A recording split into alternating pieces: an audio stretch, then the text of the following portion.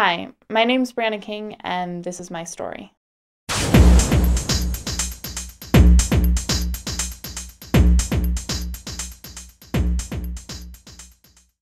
I guess it all started when I was 11. I moved into a new neighborhood, and I'd come from a Christian home. I was always the good girl, always knew my Bible verses, studied, was homeschooled, pretty sheltered. I met the guy that lived next door, of all things, and he was a year older than me, and we started hanging out. And it was a few years later that he started showing interest in me. I had had a crush on him since probably the day I met him. When I was about 13, he started acting like he liked me. We would hang out more. At the time, I was still very good child, I guess you could call it. He started asking questions, can we play 7 Minutes in Heaven? Can we play Spin the Bottle? Things that I wasn't comfortable with at the time. I kept saying, no, I don't want to do that, I don't want to do that, but he would push and he would push and he would ask over and over and over again. And slowly I would start to break down on things. After a while, we had this thing where I would be in my room, and after my parents went to bed, he would get a ladder and come up on my room on the roof, and we would just kind of sit there and talk for a while. Well, one night I hadn't talked to him that day, and I was in my room and I decided to go to bed. Didn't figure he was coming over. And after I'd fallen asleep, he had actually popped the screen off of the window himself and come in my room. I woke up to him sitting above me with a knife, and when I woke up he said, "If you don't have sex with me, I'm gonna kill you." You'd think with my parents 10 feet down the hall I would have said something. I would have yelled, screamed, but I didn't, because I cared too much what he thought of me. After months and months of telling him no and turning him down and pushing him away, it was over in 5 minutes. I'd broken down and gave him what he wanted.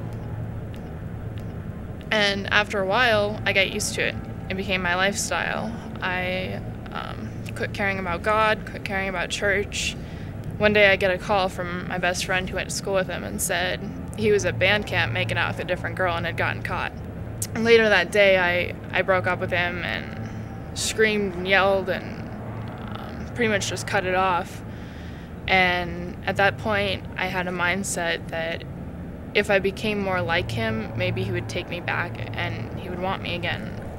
So I changed my lifestyle. I quit hanging out with the friends that I used to know and I used to love. I quit getting along with my parents. I hated church.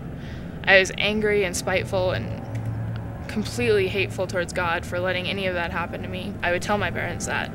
They would look me in the face and ask me, where I was at with God, and I would say, I want nothing to do with him. There is no God, and if there is one, he doesn't care about me.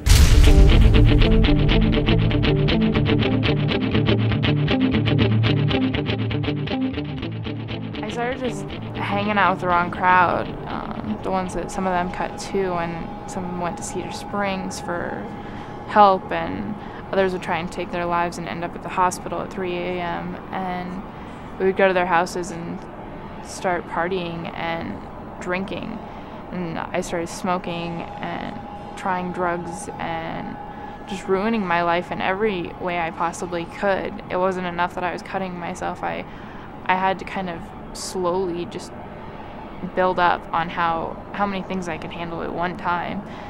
And I started swearing and cursing, and they hated God, and so I got along with them easy. They didn't ever try and push God on me or tell me that I needed help because they were in the same place I was. And it was kind of like a way I could be accepted, but the more I hung out with them, the worse I got, and the more I ended up being okay with. After a while, I got to the point where I was so angry and so spiteful at God that I started turning to kind of the Wicca practice and satanic worshiping. It got to the point where I would be in my room and I could feel the presence of demons and Satan in my room. I was constantly being surrounded by them, and I never had good dreams. It was always nightmares. At first it was really scary, and I was uncomfortable with it and uncomfortable with what I was doing, but after a while I pushed everyone so far away from me, and I felt so alone that it was almost comforting to have that presence in my room. and not feel alone anymore.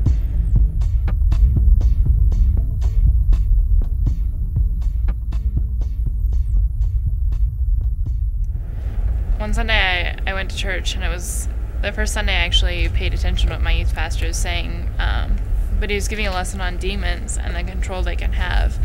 And I finally paid attention because it was something I could relate to. And I went home and I dusted off my Bible, and I, for the first time, read it and went through it and tried to find every verse I could that dealt with demons or Satan or hell. And I got online and researched it, and I read books. And the more I researched it, the worse it got, because I was giving my fear over to them, and they were feeding off of it, and I was allowing them to. It scared me because I'd lost control of myself, and I didn't know where to go from there.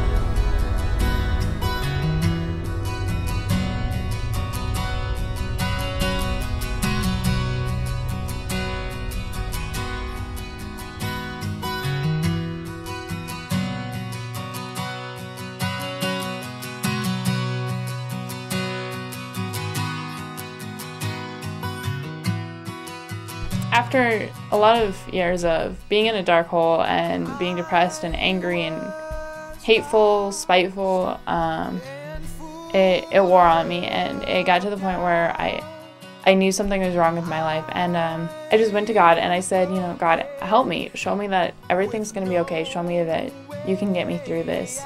A few minutes later, I walked out on my deck, and it was like a butterfly garden. Every inch of it was covered in monarch butterflies, and it was just the most spectacular thing I'd seen. And it was God's way to me of saying, it's going to be okay. I'm greater than this. I have control over everything that goes on, and you just need to trust me and help me, or allow me to guide you through this and help you out. He's there, and he can get me through whatever I'm going through at the time, and that he's not leaving me, and that he'll always be there. Sometimes it seems like that you're just in such a hole, in such a dark place in your life that there's no way out. God cares, and it took me a while to see that, but when you trust in him and when you allow him to help in your life and you hand over your burdens to him, it's just such a renewing feeling. It's hard sometimes to see the light in things, but God is the light, and Jesus walking beside you can give you that peace and that fellowship that you need and you're looking for. When I was going through such a hard time, I had such a great support team. I had my friends, my family, I had guidance counselors and teachers and youth pastors. And at the time, I was really angry and I was really spiteful, and I pushed them all away. But when I went to God and I tried to turn my life around, and I was trying to do that 180 and fix the damage, they were all there, and they were all still holding out their arms to me and saying that they were willing to help me.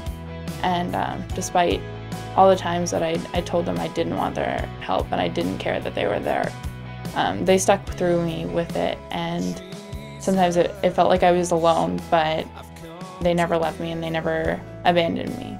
My relationship with my parents is a lot better. At first it was trying. There was still a lot of anger and hurt feelings, a lot of distrust and lies and things that I'd covered up.